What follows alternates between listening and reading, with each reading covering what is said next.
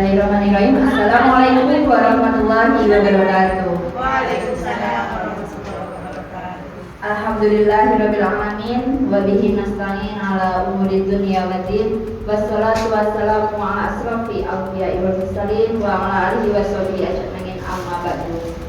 Yang terhormat Kepala TK Melati 02 Kerajinan, yang saya hormati Kepala TK Kelurahan Lider, serta yang saya hormati pula Ibu Guru TK dan KB Kecamatan Dolobong. Pertama-tama marilah kita panjatkan puji syukur kehadirat Allah Subhanahu wa Ta'ala yang telah melimpahkan rahmat, taufik serta hidayahnya kepada kita semua, sehingga kita bisa berkumpul di TK ini dengan tiada halangan suatu apapun. Amin amin ya robbal alamin. Di sini kita berkumpul dalam kegiatan yaitu penyebaran pemahaman dan penerapan pengalaman budaya positif oleh calon guru penggerak. Kedua kalinya sholawat serta salam tetap terlimpahkan kepada junjungan kita Nabi besar Nabi Muhammad Shallallahu Alaihi Wasallam yang telah kita nantikan syafaatnya besok di yaumul qiyamah. Allahumma amin. Di sini saya sebagai pembawa acara akan memandu kegiatan pada siang hari ini. Untuk kegiatannya yang pertama yaitu pembukaan, kedua sambutan Kepala TK Melati 02, yang ketiga kegiatan, dan yang terakhir adalah penutup. Langsung saja untuk menginjak acara yang pertama, kegiatan pada hari ini yaitu penyebaran pemahaman dan penerapan pengalaman budaya positif. Kita buka dengan bacaan Ummul Quran. Al-Fatihah.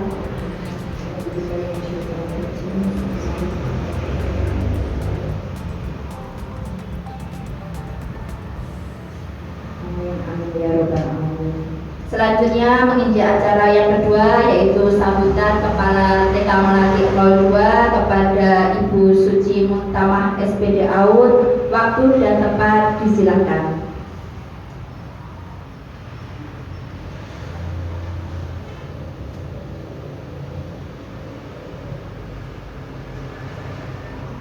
Assalamualaikum warahmatullahi wabarakatuh. Waalaikumsalam warahmatullahi wabarakatuh. Yang terhormat Ibu Kepala TK Kelurahan Lidir, yang kami hormati Ibu Guru beserta undangan, serta undangan yang hadir pada hari ini. Saya ucapkan terima kasih. Pertama-tama marilah rasa syukur kita hadirkan kepada Allah Subhanahu wa Ta'ala yang selalu kita tunggu dan selalu kita bersyukur padanya bila hari ini kita bisa berkumpul dalam keadaan sehat walafiat. Marilah rasa syukur ini tak segan-segan kita ucapkan bersama dengan bacaan tahmid. Alhamdulillah. Serta tak lupa salam serta sholawat kita berikan kepada junjungan kita Nabi Muhammad Sallallahu Alaihi Wasallam yang kita nantikan syafaatnya di yaumul qiyamah nanti. Amin.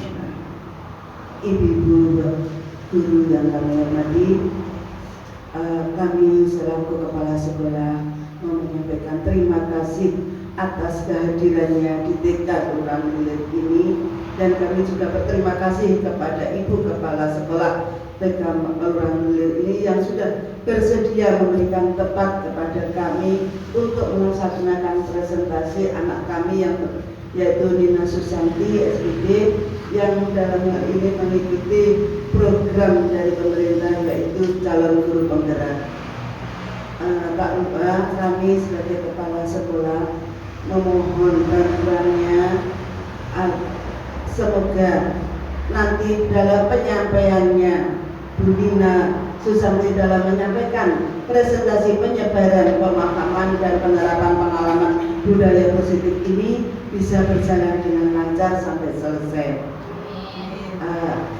Saya kira sudilah ibu-ibu nanti untuk memberikan, misalkan ada tanggapan atau apa, untuk memberikan tanggapan kepada Ibu Nina sampai selesai. Monggo Ibu.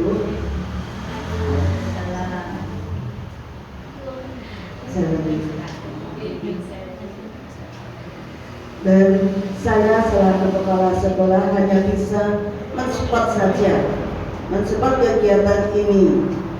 Hanya bisa mendoakan semoga acara presentasi dan selanjutnya tentang kegiatan-kegiatan CGP seterusnya bisa terus lancar, sukses, tidak ada halangan apa-apa. Itu mungkin hanya itu yang perlu saya sampaikan. Saya ucapkan bila ada kesalahan tutur kata saya mohon maaf yang sebesar-besarnya.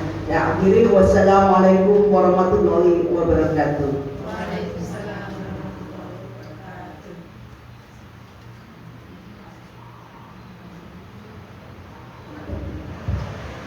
wabarakatuh. Disampaikan terima kasih kepada Ibu Suci Muntama. Untuk selanjutnya yaitu langsung saja kita akan mendengarkan materi dari narasumber kita, yaitu dari calon guru penggerak angkatan 11, yaitu Ibu Nina Susanti. Waktu dan tempat kami persilahkan.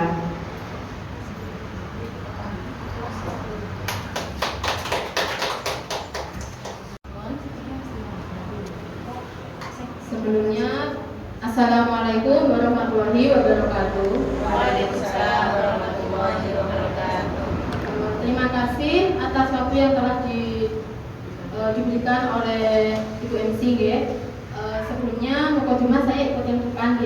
Jadi kita langsung saja. Nanti sebelumnya selamat datang kepada rekan sejawat karena telah menyempatkan waktunya untuk berbagi atau sharing kegiatan hari ini. Sebenarnya ini adalah pemenuhan tugas saya sebagai calon guru penggerak angkatan 11, yaitu di modul titik 4 tentang budaya positif. Di sini nanti kita bagi pengalaman mawon. Jadi nanti misalkan nanti kok di perjalanan, misalkan nanti perjalanan penyampaian nanti ada yang kurang atau boleh menambahkan, kita saling melengkapi untuk mawon ya. Sebelumnya, sebelum kita masuk ke materi ya, saya mohon kesediaannya untuk berdiri. Berdiri saling berhadapan. Saling berhadapan. Saya yakin tadi setelah pembelajaran mungkin ada jenuh, ada ngantuk-ngantuknya, nanti supaya bisa refresh kembali ya. Sekejap saja. Waktunya sebentar saja. Silakan dipandangi wajah teman di depan.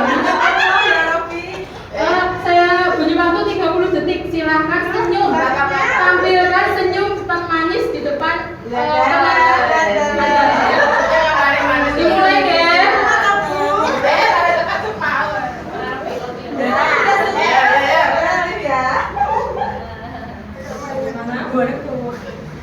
Sudah ya, cukup. Bagaimana? Apa perasaannya masih sama apa lebih happy? Sudah, silakan dulu kembali. Jadi dari kegiatan itu tadi kira-kira apa Ibu yang bisa diambil kesimpulan? Ternyata senyum itu manis. Benar, senyum itu manis, Ge. Selain itu ternyata dengan senyuman itu sangat benar sekali begitu. Jadi merefresh kembali, Ge. Jadi kita kalau mau menerima apa-apa, kalau kita sudah happy itu insya Allah nanti enak ya. Oke, langsung saja Ibu-ibu. Nah, di sini nanti saya akan menyampaikan konsep budaya positif. Jadi konsep budaya positif itu antara lain ya. Yang pertama adalah perubahan paradigma belajar, kemudian disiplin positif, nilai-nilai kebajikan, motivasi perilaku manusia, kebutuhan dasar manusia, posisi kontrol restitusi, keyakinan kelas, dan yang terakhir nanti adalah segitiga restitusi. Saya yakin mungkin dari beberapa tadi ada yang familiar, tapi juga ada yang sesuatu yang baru ya. Nanti kita pelajari sama-sama. Oke, Bu, next.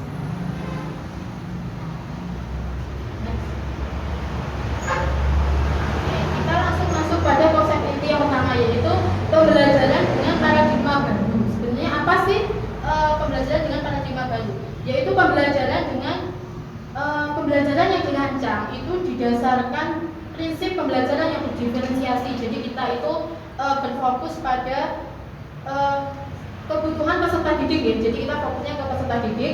Kemudian selain itu juga berdasarkan tahap perkembangan sesuai teori psikologi modern untuk mewujudkan profil pelajar Pancasila. Saya yakin panjenengan semua kalau mendengar kata pelajar Pancasila sudah di luar ya, sudah di luar atau ya di luar sudah ilmunya sudah ngotak ya, seperti itu ya. Nah, seperti itu. Jadi pada intinya pembelajaran ini juga mengarah ke sana gitu. Bagaimana kita membentuk peserta didik yang memiliki profil pelajar Pancasila. Di sini ada 6 dimensi, saya yakin panjenengan sudah paham deh. Langsung saja ya. Lanjut slide selanjutnya, Bu. Nah, kemudian kita masuk pada konsep inti yang kedua, yaitu disiplin positif. Nah, sebelum kita masuk ke sana, saya ingin mendengar dari panjenengan apa sih sebenarnya disiplin itu? Ada yang mau berpendapat? Bebas mawar. Apa sih disiplin itu? Apa Bu? Tertib? Ditampung dulu apa lagi? Sesuai aturan. Sesuai aturan. Ada lagi Bu, monggo. Ada yang mau megang mic, nggak apa-apa loh. Apa? Tertib, sesuai aturan. Ada lagi? Bu Ani mungkin? Aduh. Disiplin menurut Bu Ani apa ya? Disiplin itu? Disiplin itu Apa ya disiplin itu? teratur.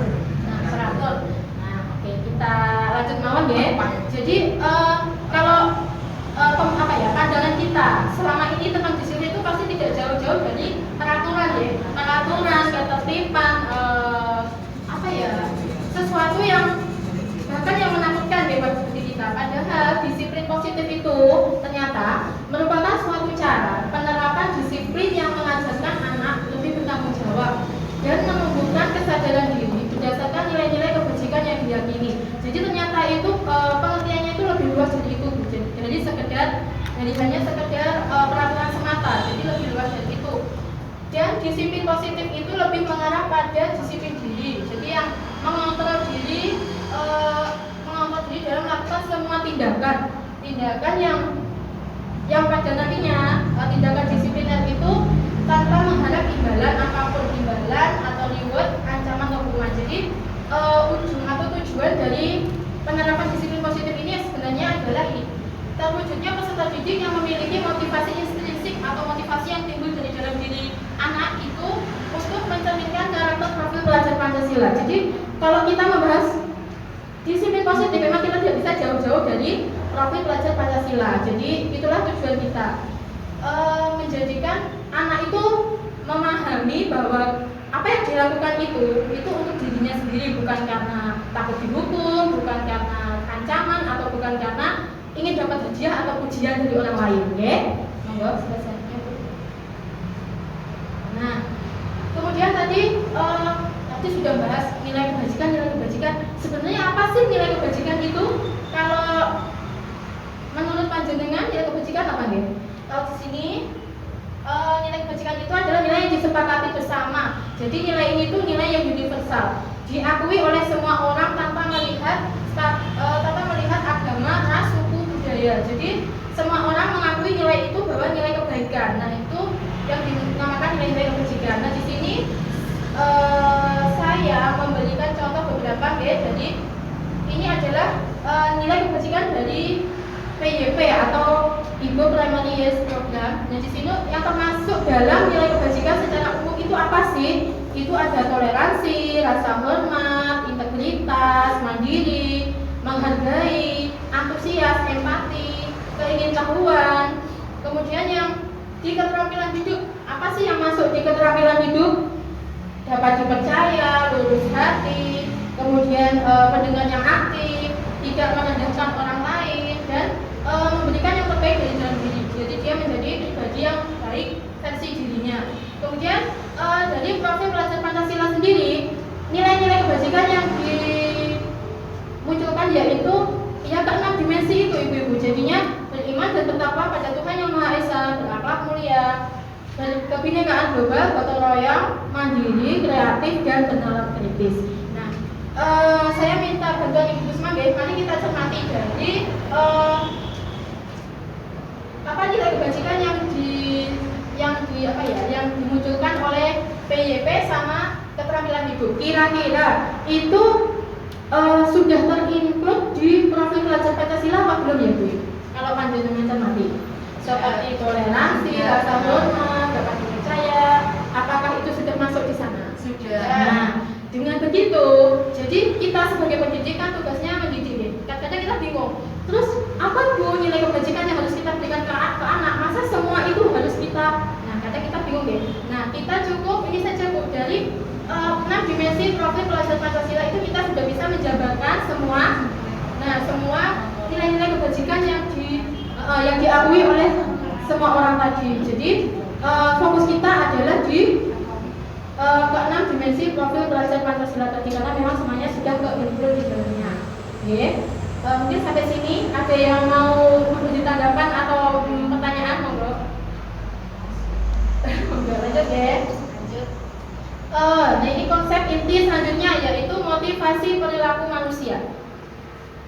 Ternyata Ibu, setiap tindakan yang kita lakukan itu ada motivasinya. Nah, motivasinya itu ada 3 ya.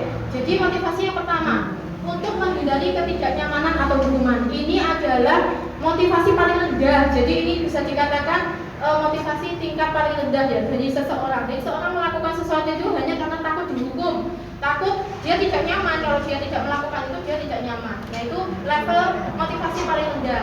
Kemudian level kedua di atas dari level yang pertama tadi adalah ini, untuk mendapatkan imbalan atau penghargaan dari orang lain.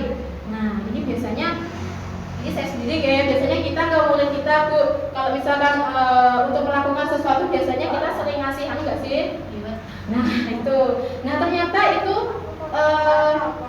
bukannya salah ya, tapi kurang tepat ya.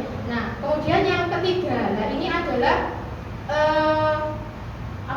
motivasi yang paling disarankan, yaitu motivasi untuk menjadi orang yang mereka inginkan dan menghargai diri sendiri dengan nilai-nilai yang mereka percaya. Jadi motivasi ini itu muncul dari dalam diri mereka, Ibu-ibu. Jadi kita tidak perlu tidak perlu memberikan hukuman, tidak perlu memberikan penghargaan, tapi secara naluriah, secara diri mereka sendiri sudah tahu bahwa kalau aku melakukan itu tidak sesuai. Nah, itu. Nah, ini adalah PR kita Ibu-ibu sebagai pendidik, bagaimana kita memunculkan motivasi ini pada peserta didik kita. Apalagi kita berada di fondasi ya, di tingkat KB dan TK itu adalah awal. Jadi itu sangat bagus kalau kita bisa menanamkan ini. Oke, aku lanjut. Nah, kemudian dari ketiga motivasi tadi Ibu, ternyata kita turunkan. Ternyata dari ketiga tadi diturunkan menjadi ini. Bentuk bentuk hukuman, bentuk konsekuensi dan bentuk restitusi. Jadi kayak bentuk dari motivasi tadi munculnya seperti ini Ibu. Jadi kalau yang pertama tadi ya, tingkatan rendah tadi, kalau ini ada perbedaan ya antara hukuman, konsekuensi dan restitusi. Kalau hukuman dan konsekuensi itu mungkin beda nggak sih Bu, hukuman sama konsekuensi kalau menurut jenengan? Beda nggak?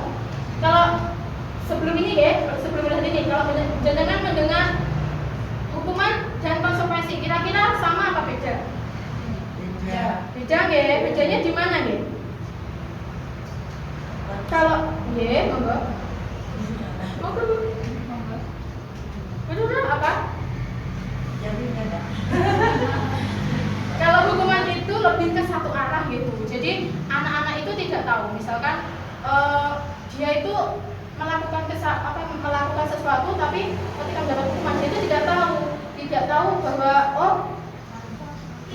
seperti itu. Jadi padahal setiap anak melakukan sesuatu pasti kan ada alasannya. Nah, kadang hukuman itu tidak memandang itu. Jadinya ya kamu dihukum, karena kamu melakukan ini kamu harus diberikan ini, kamu harus melakukan ini, itu namanya hukuman. Jadi cuma satu arah dan itu sangat menyakiti, maksudnya sangat melukai psikis dan fisik anak. Nah, hukuman adalah identitas gagal. Jadi kalau kita sering memberikan hukuman pada anak kita, peserta didik kita, itu kita berarti memberikan identitas gagal untuk mereka. Secara tidak langsung ya Ibu. Karena dengan memberikan hukuman itu ternyata terbentuk anak yang malah membantah, terus suka melawan, terus kadang dia lebih agresif. Jadi seperti itu timbulnya. Kemudian kalau konsekuensi, nah konsekuensi dan restitusi ini sebenarnya sudah masuk identitas sukses, tetapi ada perbedaan antara konsekuensi dan restitusi. Di mana konsekuensi itu bentuk peraturan yang sudah diketahui anak. Jadi ketika anak melanggar, misalkan anak melakukan kesalahan, dia sudah tahu bahwa itu salah, konsekuensinya seperti apa dia tahu. Tetapi di sini guru itu harus selalu memonitor atau selalu mengawasi ya, karena yaitu tidak bisa lepas. Jadi perbedaan antara konsekuensi dan restitusi di situ.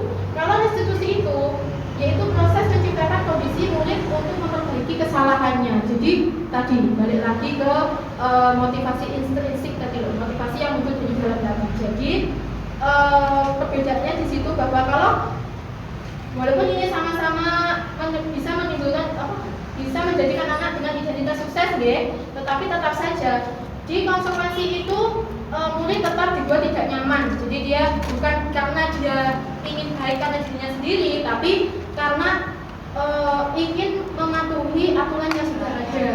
Beda deh sama ini deh. Kalau ini kan dia karena dia meyakini nilai yang harus dia laksanakan. Nah, dengan kesadaran dirinya sendiri. Oke. Nah, ini adalah dampak dari tadi Ibu. Kalau anak sering dihukum itu seperti apa? Ini menyakitkan. Guru menjalani konsekuensi dengan menyalahkan. Biasanya gitu. Guru biasanya menyalahkan, mengkritik, menyindir, merendahkan. Nah itu sudah masuk di hukuman. Jadi hukuman itu bukan hanya fisik ya Bu. Maksudnya kayak misalkan kayak nyapu, kayak berdiri di depan bendera. Bukan hanya itu. Secara verbal itu sudah kita memberikan hukuman pada mereka dengan melakukan ini, mengkritik, menyindir, dan merendahkan. Oke. Kemudian kalau konsekuensi, apa dampaknya pada anak? Sebenarnya guru itu membantu. Guru menyatakan peraturan, melakukan peringatan dan menerapkan konsekuensi. Tapi ada kelemahannya deh. Di sini anak tidak mandiri, jadi tetap tergantung sama guru karena harus selalu dimonitor. Kemudian kalau restitusi, nah ini guru itu menguatkan. Jadi guru menyebutkan keyakinan kelas, membimbing kerangka aturan berpikir restitusi murid dan anak. Jadi di sini itu guru membimbing anak untuk memunculkan nilai tanggung jawab dan mandiri dalam diri ya. Jadi tidak serta-merta hanya melabel atau mengecek anak, kamu loh nggak bisa, kamu selalu salah, seperti itu. Jadi memang harus ini yang kita munculkan, yaitu dengan restitusi. Nah, ini adalah konsep inti selanjutnya Ibu-ibu, yaitu kebutuhan dasar manusia. Apa sih kebutuhan dasar manusia?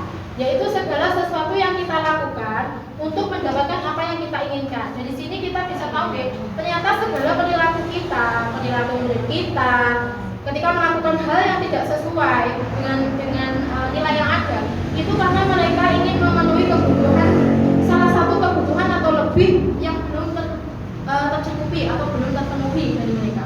Oke, sebelum kita masuk slide selanjutnya. Oke, kebutuhan dasar manusia itu menurut jenengan secara geranjangan mawon. Apa nggih kebutuhan dasar manusia itu napa mawon? Makan, minum, istirahat, bermain, tempat tinggal, kesenangan, banyak sekali ya. Banyak sekali ya. Butuh biaya. Saya juga suka itu. Butuh disayang banget, butuh itu yang namanya. Oke. Tapi di sini Bu.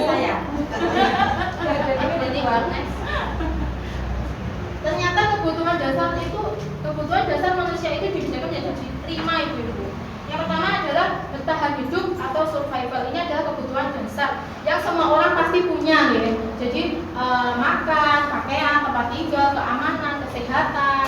Terus kemudian yang kedua adalah kasih sayang dan rasa diterima. Ternyata itu juga suatu kebutuhan Ibu-ibu. Jadi kalau misalkan ada murid kita yang kekurangan kasih sayang atau rasa diterima, kadang mereka menunjukkan dengan menurut kita kan pas, tapi ternyata ada alasan di balik itu semua. Kemudian penguasaan, apa sih yang termasuk penguasaan? Yaitu harga diri, keinginan untuk dianggap. Jadi aku iso tapi kok gak tahu aku bisa tapi kenapa tidak pernah ditunjuk. Nah, itu juga bisa. Kemudian keinginan untuk memimpin dan berprestasi, diakui dan didengar pendapatnya atau didengar apa yang ingin dia sampaikan. Kemudian kebebasan. Di sini kebebasan adalah mandiri atau kebebasan untuk memiliki pilihan ya, mencoba hal baru, mampu mengendalikan arah dirinya. Kemudian yang terakhir adalah kesenangan, bermain, humor, antusiasme, dan tertawa. Jadi yang panjenengan ungkapan tadi berarti sudah masuk semuanya deh, cuma belum nah, kemudian dari kelima kebutuhan dasar manusia ini ibu-ibu, ini adalah menjadi dasar kita. Jadi ketika panjenengan menemui permasalahan murid panjenengan ya, ini tidak hanya murid ya, misalkan di rumah dengan anak panjenengan. Ketika anak melakukan kesalahan, jangan langsung mengambil kesimpulan atau mengambil asumsi ya. Jadi harus kita tanya dulu alasannya apa, sehingga kita dapat memilih langkah yang tepat untuk bisa memenuhi kebutuhan dasar manusia ini. Kemudian next dulu. Nah, ini adalah konsep inti selanjutnya, yaitu 5 posisi kontrol guru. Apalagi ini? Apa ya 5 posisi kontrol guru? Yang pertama adalah penghukum. Yang kedua adalah membuat merasa bersalah. Yang ketiga adalah teman. Yang keempat adalah pemantau. Dan yang kelima adalah manajer. Jadi kelima posisi kontrol guru inilah yang selama ini salah satu atau salah dua dari kelima ini pasti sudah kita lakukan tanpa kita sadari ya ibu-ibu. Nah, coba kita buka slide selanjutnya. Nah, mungkin nanti kalau kita sudah masuk ke kasus nanti sudah paham ya, oh ternyata aku pernah melakukan itu. Coba, ini adalah contoh penerapan 5 posisi kontrol ya. Ini adalah kasus yang saya temui di sekolah ya. Ini ada peserta didik yang menyerobot antrian ketika cuci tangan. Nah, kalau saya mengambil posisi sebagai penghukum, maka yang saya katakan adalah ini. Karena kamu telah menyerobot antrian, kamu tidak boleh main saat istirahat. Titik. Anak-anak nggak bisa tanya, nggak boleh menjawab. Pokoknya itu sudah titik. Itu penghukum. Jadi cuma satu arah. Anak diberi hukuman cuma satu arah. Kemudian kalau kita bertindak sebagai pembuat merasa bersalah, itu nadanya sudah beda ibu. Jadi sudah lebih lembut, tetapi tetap berapa kali ibu sudah mengingatkan kamu selalu mengecewakan guru. Jadi ada kata-kata yang mengatakan ke anak bahwa kamu telah mengecewakan guru. Dengan begitu kira-kira kalau panjenengan berbuat salah terus kemudian ada orang lain yang berbicara seperti itu, panjenengan, kamu telah mengecewakan saya. Kira-kira perasaan jenengan gimana ibu? Jelek ya, pasti ya Allah, aku sudah melukai orang lain, pasti gitu ya. Ternyata itu juga kurang baik ibu-ibu ke anak kedepannya ya, karena itu ini akan membentuk identitas gagal pada anak. Kembali lagi kayak tadi, ternyata menghukum dan membuat rasa bersalah itu akan membentuk identitas gagal pada anak. Jadi dari ini akan membentuk anak yang tadi agresif, terus kemudian juga anak yang membangkang. Bisa juga anak yang rendah diri ibu-ibu, karena apa? Selalu bisa merasa dibuat merasa bersalah ya, artinya dia menjadi orang yang rendah diri. Kemudian perilaku kontrol ini adalah yang negatif karena itu tidak mendukung ke pembentukan identitas yang positif tadi. Nah, ini adalah posisi teman. Kalau dari kasus yang sama, posisi sebagai teman yang diucapkan adalah seperti ini. Ayo dong ikuti aturan. Ikuti aturan sekolah, bantu ibu ya.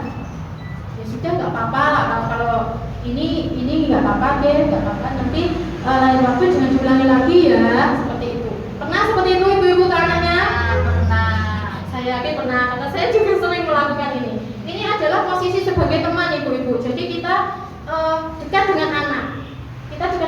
Dan kita posisinya sejajar ya, seperti sejajar dengan anak. Jadi ucapannya adalah seperti ini. Kemudian yang ini adalah posisi pemantau. Di sini guru lebih tegas, kata-katanya lebih formal. Kamu sudah melanggar aturan, ketika cuci tangan. Kamu tahu konsekuensinya. Nanti pada waktu akan masuk kelas, kamu cuci tangan paling akhir. Jadi dia sudah tahu konsekuensinya. Kalau menyerobot, nanti dia cuci tangannya terakhir. Dia sudah tahu sebenarnya, tapi dia tetap melakukan. Makanya dia ini. Jadi tetap butuh pantauan dari gurunya ya. Nah, dua ini teman dan pemantau, posisi kontrol teman dan pemantau ini sudah masuk identitas sukses sebenarnya. Tapi tetap ada negatifnya ibu-ibu. Kira-kira negatifnya apa ibu-ibu? Kalau teman sama pemantau kira-kira apa negatifnya? Apa ya? Ya, teman sama pemantau kira-kira apa negatifnya? Kira-kira anak itu kalau posisi teman dan pemantau, apakah sudah mandiri ibu-ibu? Belum. Dia masih ketergantungan sama guru. Bahkan posisi teman itu dia biasanya condong dengan satu guru. Jadi ketika misalnya dia punya keyakinan kamu harus antri sama guru A. Ketika guru A tidak masuk, dia nggak mau karena dia condongnya cuma sama guru A. Nah, itu adalah kelemahan dari posisi kontrol sebagai teman. Kalau posisi pemantau, ketika tidak dipantau ibu-ibu, ya dia akan melakukan hal yang sama karena bukan dalam diri dia yang muncul. Seperti itu ya. Kemudian, nah ini adalah posisi kontrol yang terakhir yaitu sebagai manajer. Apa sih yang dikatakan kalau posisi kita sebagai manajer itu? Biasanya ibu guru itu akan menanyakan solusi atau menanyakan bagaimana memperbaiki situasi ini. Apakah kamu tahu kesalahanmu? Kira-kira bagaimana kamu memperbaiki kesalahanmu? Jadi dia mencari solusi untuk masalahnya, tidak hanya menyalahkan atau membuat merasa bersalah seperti sebelumnya ya. Ini adalah posisi manajer. Di sini adalah identitas yang dibentuk adalah identitas sukses. Jadi kalau anak kita mengambil kontrol sebagai manajer, itu dampaknya sangat bagus untuk anak ke depannya ya. Karena ke depannya itu anak sudah bisa mengontrol dirinya sendiri. Jadi lebih mandiri dan bertanggung jawab. Nah, sekarang yang ngantuk ibu-ibu silahkan melihat ke slide ya. Kira-kira kalau pertanyaannya seperti ini, posisi kontrol apa ya? Saya sangat kecewa sekali dengan kamu. Merasa bersalah. Nah, merasa bersalah ya.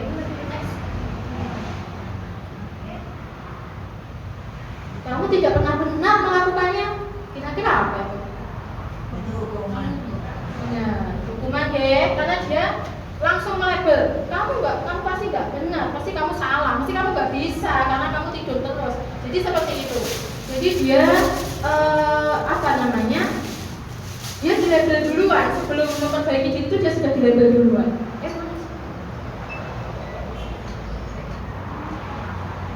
Nah, apa rencanamu untuk menyelesaikan masalah ini? Manajer. Nah, manajer ya. Ayo punya slide ini. Ayolah lakukan ini semua demi ibu. Pokoknya kalau ada ayolah demi ibu ya, kayak Besti, kayak gitu ya. Oke, sekarang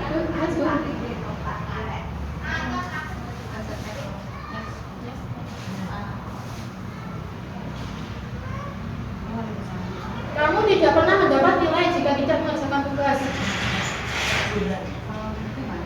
Cuma karena itu sudah langsung dinilai. Jadi dia tidak pokoknya guru nggak mau tahu. Ya, kamu gitu, kamu tidak pernah dapat nilai itu jika tidak mengerjakan tugas. Tidak mau tahu alasannya apa dulu. Oke Bu. Nah, sebelum kita masuk ke keyakinan kelas ya ibu-ibu, dari kelima posisi kontrol tadi, kira-kira menurut jenengan yang paling ideal apa ya? Teman. Nah, benarkah teman? Jadi kelima tadi yang paling ideal adalah posisi kita sebagai manajer. Karena apa? Dengan posisi kita sebagai manajer itu, kita bisa memunculkan itu tadi motivasi internal dalam diri anak. Jadi anak lebih mandiri, lebih bertanggung jawab. Kalau sebagai teman, itu anak belum mandiri ibu-ibu ya. Dia masih ketergantungan sama gurunya, sama guru tertentu. Dia masih condong sama satu guru saja biasanya. Jadi ini juga refleksi bagi saya sendiri ya Bu. Kita sama-sama ya, kita belajar sama-sama. Ternyata selama ini apa yang kita lakukan itu perlu perbaikan ke depannya ya. Oke. Nah,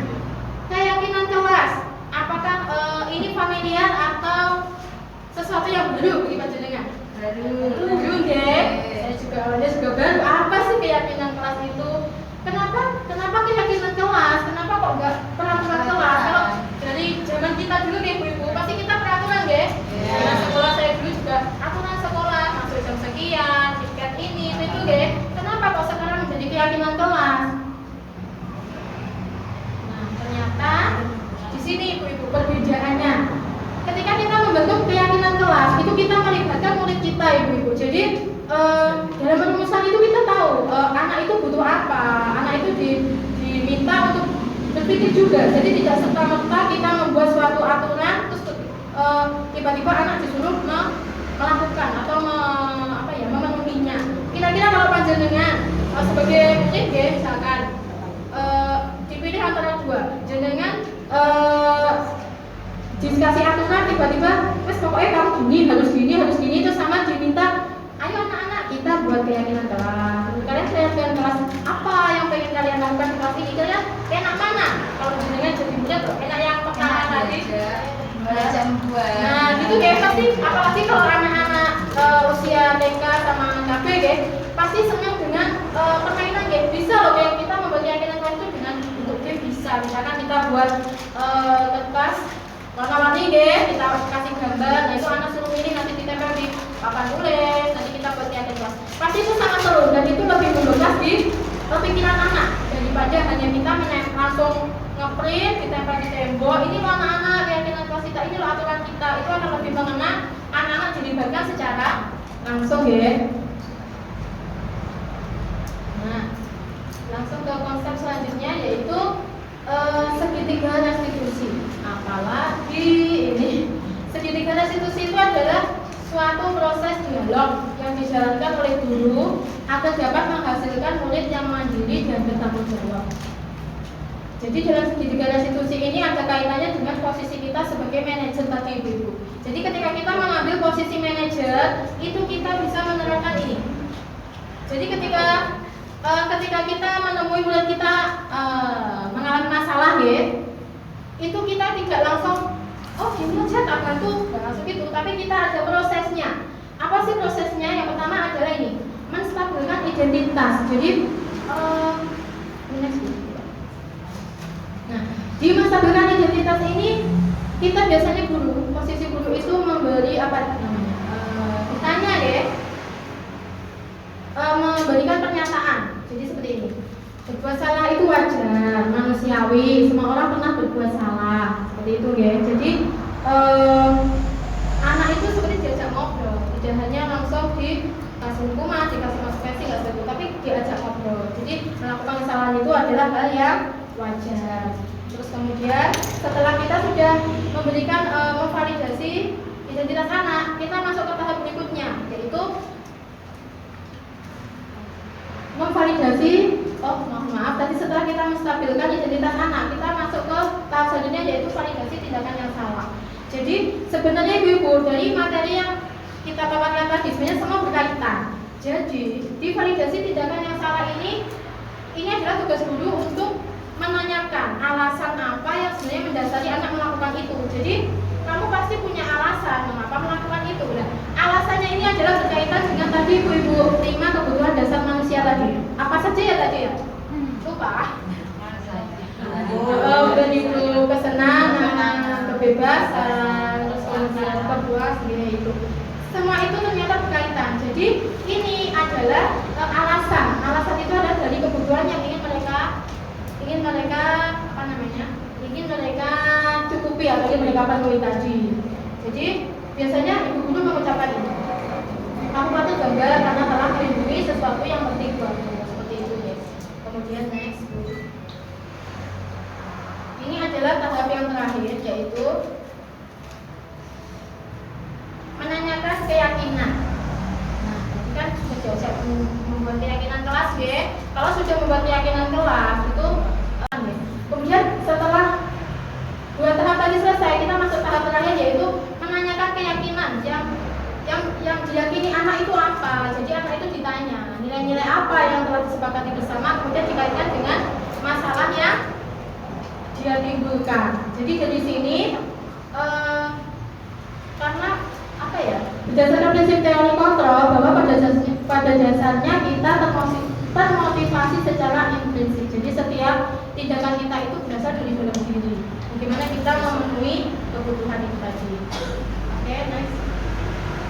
Nah, ini adalah contoh penerapan segitiga restitusi yang telah saya lakukan di sekolah.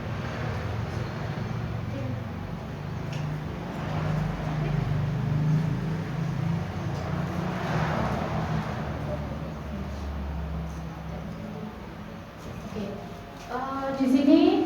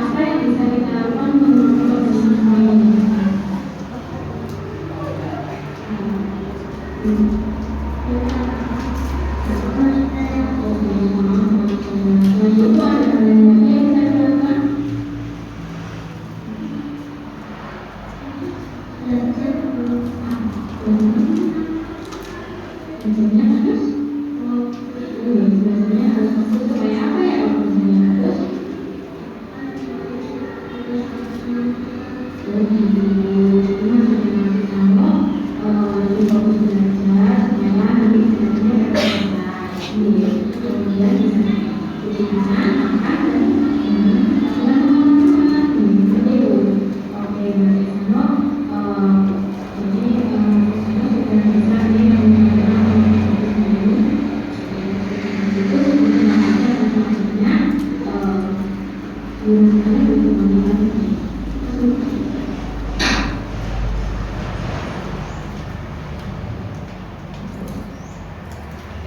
adalah pengalaman saya ketika melakukan segitiga restitusi, gitu. Jadi di situ saya menerapkan ketiga tahap. Yang pertama adalah menstabilkan identitas, ya, tadi dengan bertanya bahwa melakukan kesalahan itu adalah sesuatu yang wajar kepada murid saya. Kemudian yang kedua adalah memvalidasi tindakan yang salah, yaitu saya menanyakan alasan. Jadi alasannya apa dia kok menyerobot antri, itu apa alasannya. Setelah saya mengetahui alasannya, kemudian saya menanyakan keyakinan kepada murid saya, apa keyakinan kelas yang telah disepakati, kemudian yang tidak dipenuhi dia itu apa. Kemudian juga menanyakan solusi. Jadi apa langkah ke depan supaya hal itu tidak terjadi lagi. Nah, kira-kira kalau seperti itu enak apa enak, Ibu? Jadi tidak sesulit yang kita bayangkan, ya. Namanya segitiga restitusi. Pasti bayangannya uangnya ribet dan enggak. Sebenarnya kita itu kayak ngobrol sama anak-anak, diajak ngobrol dari hati ke hati katanya, ya. Jadi gitu aja. Itu kita sudah bisa menerapkan ini segitiga restitusi. Dan ini dampaknya lebih bagus daripada kita hanya menerapkan ya tadi hukuman, konsekuensi dan sebagainya tadi, ya. Nah, sebelum penutup, saya mohon kesediaannya 2 orang atau 3 tanggapannya setelah apakah yang saya sampaikan ini bermanfaat atau mau menambahkan, gitu. Ya, saya ya, monggo, gitu.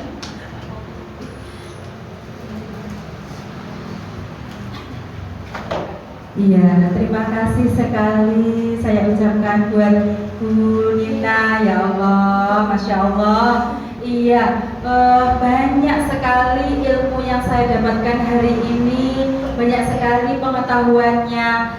Selama ini tanpa disadari, tindakan-tindakan yang telah saya lakukan banyak sekali cenderung ke menghukum anak, Bu, ya. Apalagi kita sebagai pendidik anak usia dini harus benar-benar benar-benar waspada dalam melakukan segala tindakan apapun ke anak. Terutama misalnya ketika anak melakukan kesalahan, kita harus benar-benar tepat memberi arahan agar supaya anak itu menyadari kesalahan-kesalahan yang telah dilakukan.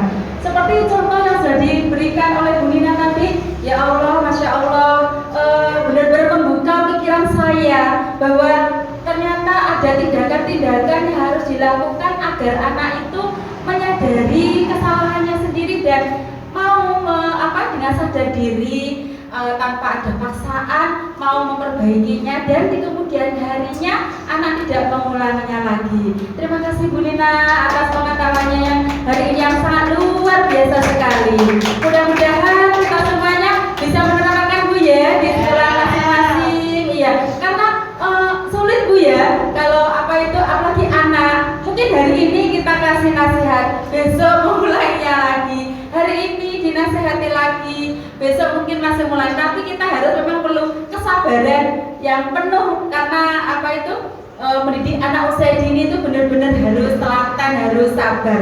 Tapi dengan metode seperti ini mudah-mudahan nanti kedepannya bisa kita praktekkan bersama di lembaga kita, khususnya saya sendiri mudah-mudahan bisa mempraktekannya dan bisa bermanfaat untuk anak didik saya. Sekali lagi terima kasih buat Bu Nina.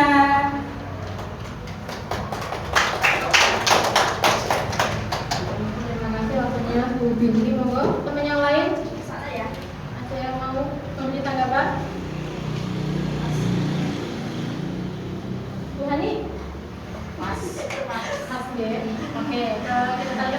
ya. Jadi dari kesemuanya tadi itu ternyata apa ya? Fokusnya adalah bagaimana kita menjadi guru yang bijaksana ya ibu-ibu. Bagaimana menjadi guru yang bisa memilih posisi kontrol yang tepat. Yang karena itu sangat berpengaruh karena itu memberikan dampak yang besar ke depannya. Jadi kalau kita tepat memilih posisi kontrol guru, ternyata dampaknya bisa sampai dia dewasa. Bagaimana dia menyikapi masalah yang lebih rumit lagi, yang lebih kompleks lagi. Dengan kita membiasakan segitiga institusi, insya Allah nanti ke depannya ketika menemui masalah yang lebih besar, lebih kompleks, dia akan lebih matang, lebih bertanggung jawab, lebih mandiri lagi. Oke, mungkin sekian dari saya. Ada kurang lebihnya saya mohon maaf. Akhirul kalam. Wassalamualaikum warahmatullahi wabarakatuh. Waalaikumsalam warahmatullahi wabarakatuh.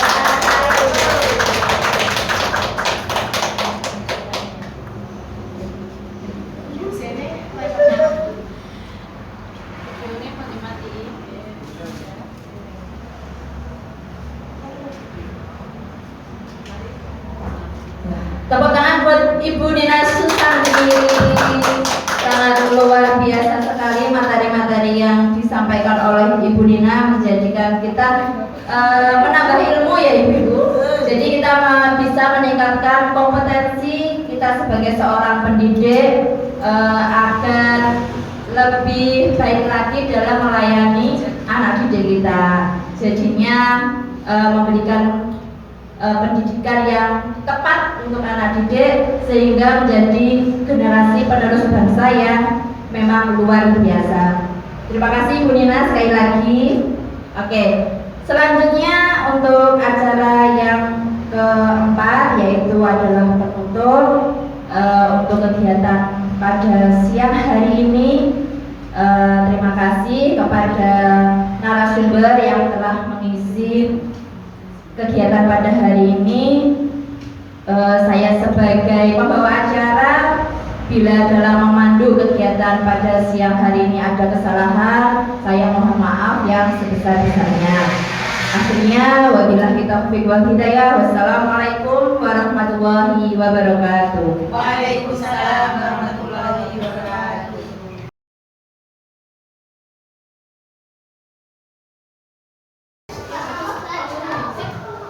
Oke anak-anak, apa kabarnya hari ini? Alhamdulillah. Luar biasa. Allahu Akbar. Yes. Oke, tadi anak-anak sudah berjuang ya? Berjuang ya? Sudah. Ya semangat, kita semangat dulu ya. Yuk, tepuk semangat baru. Dung dung dung. Dung ding ding. Dung dung dung. Dang dang dang. Ding ding ding. Dung dung dung. Se, aha aha, nah, aha aha, nah, aha aha, semangat, yes, wow, sudah semangat apa belum? Sudah ya, oke. Hari ini Bu Nina mau mengajak anak-anak bermain. Kita bermain ya, nanti kita bermain seperti bermain game. Nanti anak-anak mau diajak Bu Guru membuat keyakinan kelas. Anak-anak tahu apa itu keyakinan kelas? Tahu apa belum? Belum. Oke. Seperti ini deh. Jadi keyakinan kelas itu adalah sesuatu yang ingin dilakukan anak-anak di dalam kelas. Jadi apa ya? Seperti gini, misalkan mulai dari Mbak Hilya dulu. Mbak Hilya itu kalau di kelas pengennya apa? Pengennya belajarnya yang gimana kalau di kelas? Belajarnya apa? Pengennya kelasnya yang kotor? Bukan. Pengennya belajarnya yang gimana Mbak Delia? Yang kelasnya bersih, apalagi yang rame, semua teriak-teriak, boten. Berarti suasana kelasnya yang menyenangkan deh. Apa?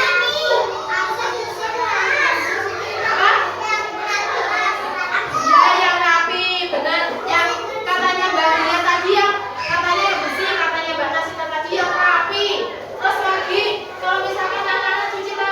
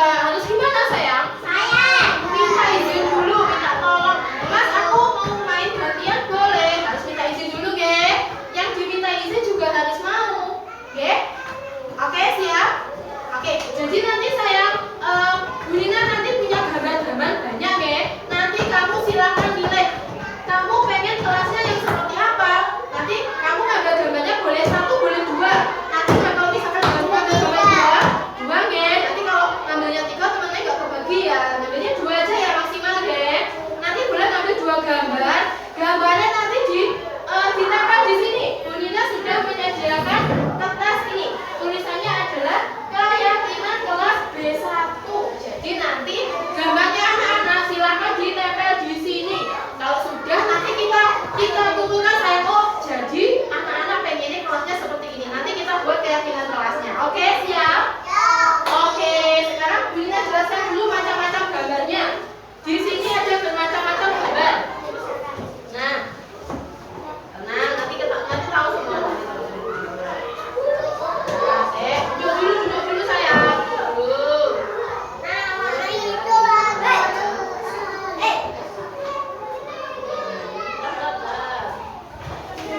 Oke, nah, Bu Guru sudah ya 9 ya Mas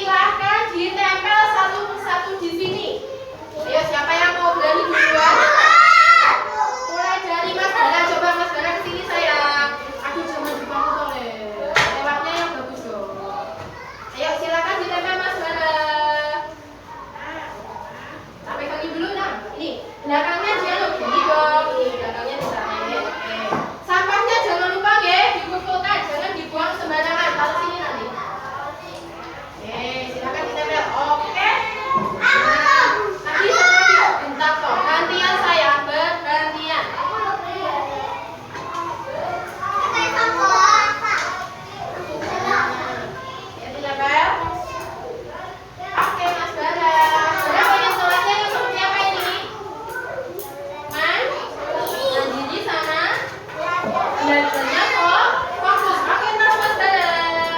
Iya. Iya. Siapa duduk? Ke meja toh. Ada mas ini, mas Rafa ini. Duduk. Nanti gantian deh, gantian. Sekarang beliau tanya dulu. Mas Rafa ya? Mas Rafa pengen kelasnya seperti apa? Yang apa ini? Antri dan fokus. Oke. Terus silakan semuanya gantian. Ayo bergantian. Gantian satu-satu. Yang sudah silakan duduk. Gantian. Iya Mas Raif dulu. Mas duduk dong sayang. Yang sudah. Gantian nggih, satu-satu nggih.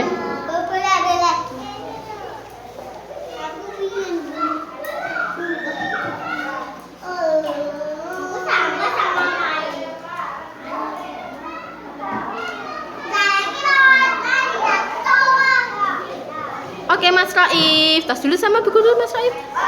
Oke. Ya, silakan Mbak Nasita. Gantian sayang, gantian, ya.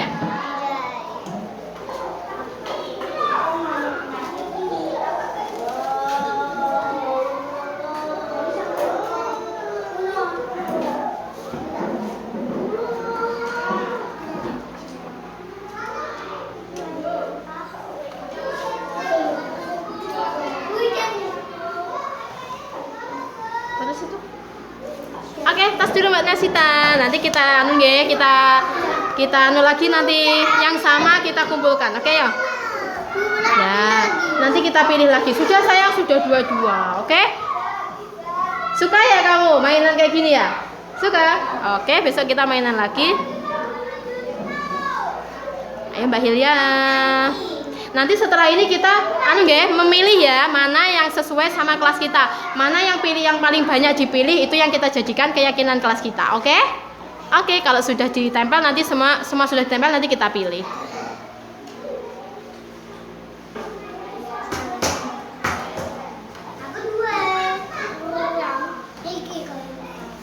Oke, Mbak Hilya. Oke, lanjut. Siapa? Mbak, ayo maju ya.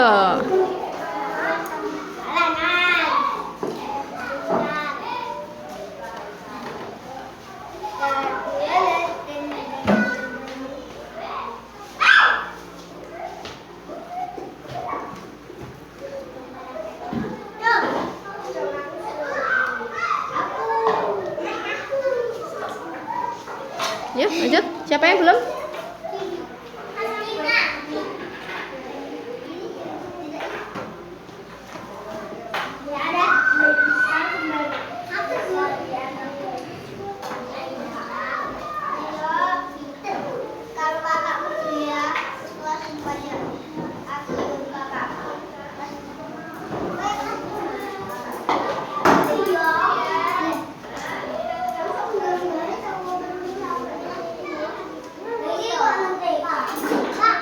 Yang belum siapa? Mbak Sena silakan. Nah, langsung Mbak Sena. Yang sudah Mas. Tolong itu dibawa ke sini. Oh iya Kak. Anu toh.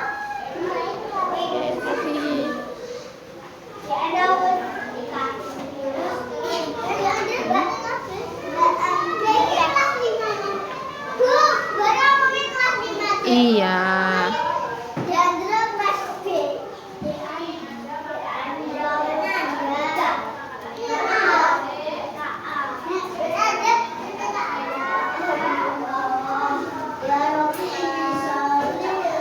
Oke sayang, lihat sudah.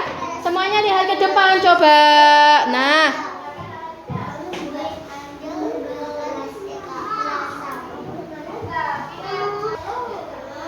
Sudah menempel semua? Sudah, sekarang kita lihat satu-satu sayang. Nah, ini di sini kita kumpulkan yang sama ya, yang kita kumpulkan yang sama. Ini ada yang antri sama antri dikumpulkan. Antri sama antri dikumpulkan. Oke.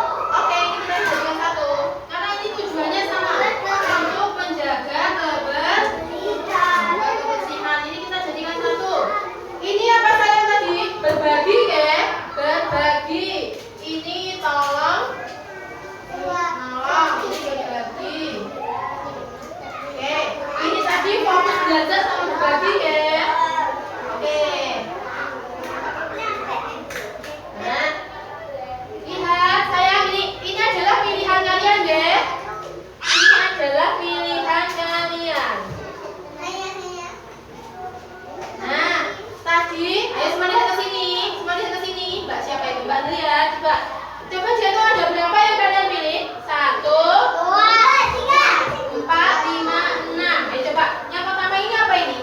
Antri. Yang pertama adalah budayakan antri. Yang kedua mandiri. Oke. Yang ketiga ini apa? Berberes mainan. Kira-kira berberes mainan sama mandiri itu hampir sama apa tidak? Hampir sama nggak? Ini kita jadikan satu aja ya. Kalau anak mandiri itu pasti dia membereskan mainan, ya.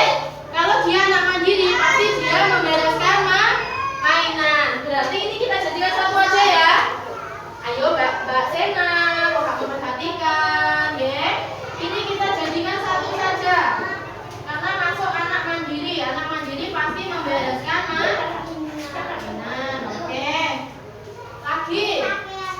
Ini menjaga kebersihan, ya. Ada yang namanya menyapu sama membawa sampah pada tempatnya. Terus yang ini apa sayang? Berbagi atau bekerja sama. Terus yang keempat apa ini? Saling tolong menolong. Ini simpan dulu. Oke, sekarang ya. Jadi keyakinan kelas kita ada berapa? Jadi hitung. 1, 2, 3, 4, 5. Oke, sekarang yang pertama tadi apa sayang? Budayakan ulangi. Budayakan antri. Ulangi. Budayakan antri. Yang kedua apa? Mandiri. Yang ketiga apa?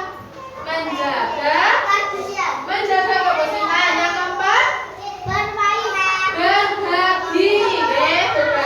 Berbagi dan bekerja sama. Yang kelima apa sayang? Tolong menolong. Jadi keyakinan kelas kita ada berapa? Ada berapa? 5. Coba diucapkan sekali lagi. Mbak Vina. Diucapkan sekali lagi. Yang pertama tadi apa sayang? Yang pertama apa ini? Budayakan antri. Yang kedua? Mandiri. Yang ketiga? Menjaga kebersihan. Yang keempat? Yang keempat ini apa? Berbagi dan bekerja sama. Baik dalam bermain, dalam yang terakhir apa? Bantu, saling tolong menolong. Jadi mulai sekarang, ya diperhatikan. Mulai sekarang kita punya keyakinan kelas. Jadi setiap tingkat laku kita itu kita berpedoman pada ini ya. Kelas ya ada aturan atau ada keyakinan yang kita miliki. Jadi nanti mulai hari ini Mbak Nasita diperhatikan. Mulai hari ini kita punya berapa keyakinan kelas? 5. Oke, siap untuk dipatuhi sayang? Siap? Coba sama-sama bilangnya siap ya. 1, 2, 3. Siap? Siap. Oke. Ini adalah keyakinan kelas B1 kita. Nah, jadi mulai saat ini kita punya keyakinan ini. Jadi kalau setiap tindakan kita di kelas, baik pada saat pembelajaran, pada saat main, pada saat makan, cuci tangan, itu harus berpedoman pada ini, guys, siap? Jadi kita saling mengingatkan, guys. Sama kalau Bu Guru nanti juga tidak sesuai, Bu Guru tolong diingatkan juga. Nanti kalau misalkan anak-anak yang tidak sesuai, nanti dari anak-anak yang diingatkan Bu Guru. Kita saling mengingatkan, guys. Sesama teman juga saling mengingatkan, guys. Siap? Oke, terima kasih.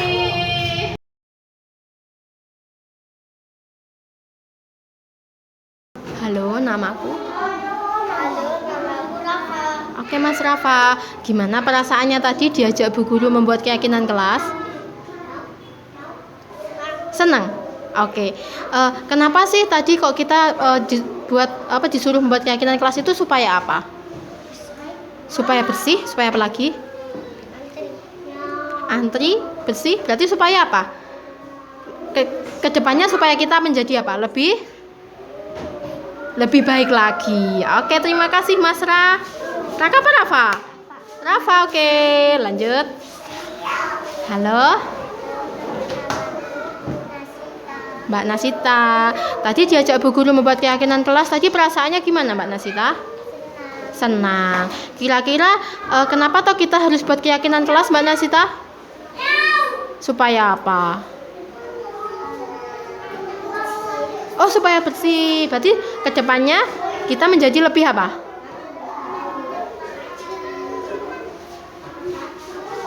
Kedepannya kita jadi apa, Mbak Nasita? Lebih baik lagi. Oke, tos. Oke, Mbak Zawa. Mbak Zawa tadi diajak Bu Guru membuat keyakinan kelas tadi, senang apa tidak? Senang. Kira-kira kenapa toh kok kita disuruh membuat keyakinan kelas? Buat apa? Supaya apa? Oh, supaya kelasnya bersih. Supaya apa lagi? Supaya kedepannya kita menjadi apa? Lebih? Jadi kedepannya kita menjadi orang yang lebih baik. Oke, gitu ya Mbak Zawa ya. Oke, tos. Tos Mbak Zawa. Oke. Kak sini Mas Raif. Nah, halo, namaku Raif. Oke, tadi diajak Bu Guru membuat keyakinan kelas tadi, senang apa tidak?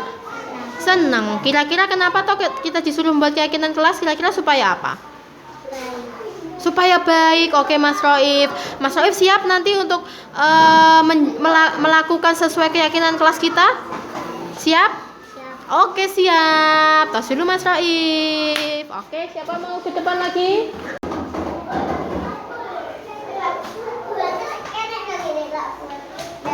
Oke, anak-anak, terima kasih karena sudah tadi membuat keyakinan kelas sama Bu Guru nggih. Gimana perasaan kalian? Basbara, gimana perasaannya? Senang nggih? Oke. Kira-kira kenapa toh kok kita membuat keyakinan kelas? Supaya apa? Supaya apa? Supaya bersih, supaya kedepannya lebih baik lagi. Oke, kalian siap menjalankan keyakinan kelas kita? Siap. Oke, tepuk tangan buat kalian semua. Yeay.